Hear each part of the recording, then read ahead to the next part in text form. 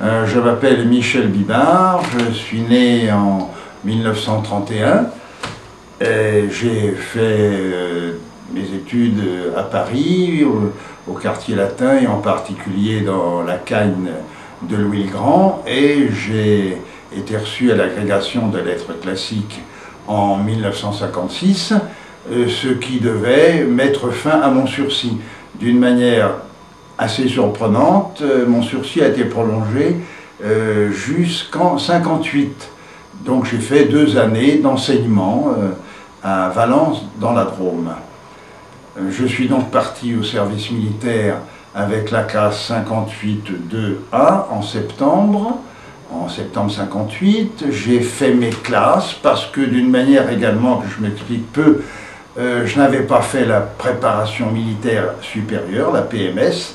J'en ai été pour finir ravi parce que j'ai eu l'occasion de me mêler à toutes les classes de la population, toutes les classes sociales pendant ces 2 mois de classe justement. Ensuite de quoi j'ai fait le peloton brigadier, je crois. J'étais dans le service du matériel, peloton brigadier à Metz. Puis j'ai fait l'école des officiers de réserve à Fontainebleau, toujours dans le service du matériel. Et je suis sorti des EOR de Fontainebleau, non pas sous-lieutenant, mais aspirant. Je n'étais pas dans les mieux notés. C'est pendant cette période à Fontainebleau qu'on a appris la possibilité de s'engager dans les SAS. Cela voulait dire 2 choses. D'une part, rester beaucoup plus longtemps que la moyenne en Algérie, c'est-à-dire c'était s'engager pour les 18 mois qui nous restaient à rester en Algérie. Deuxièmement, c'était aussi parce que je m'étais toujours idéologiquement opposé à la guerre d'Algérie. Je considérais comme une guerre injuste, avec trop de souvenirs familiaux liés à la résistance. C'était la possibilité de faire cette guerre et d'être en Algérie d'une manière non pas agressive, mais dans le sens républicain, d'aider les populations à surmonter les handicaps que 130 ans ou 150 ans de colonisation lui avaient infligés, c'est-à-dire la misère, l'injustice,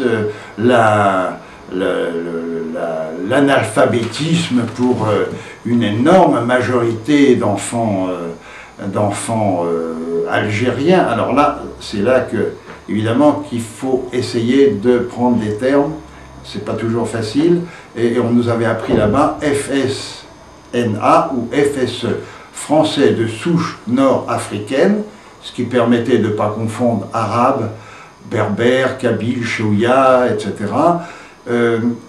Et puis français de souche européenne, c'est-à-dire grosso modo les pieds noirs, qui n'aimaient pas beaucoup à l'époque qu'on les appelle les pieds noirs.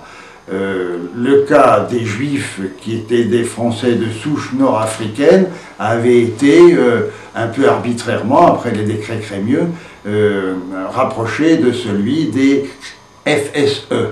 Mais il y avait donc 2 catégories de population, incontestablement, et c'était par désir pacifique, pacifiste, d'aider cette population qu'on voyait les SAS, avec l'exemple exaltant de Lyautey qui avait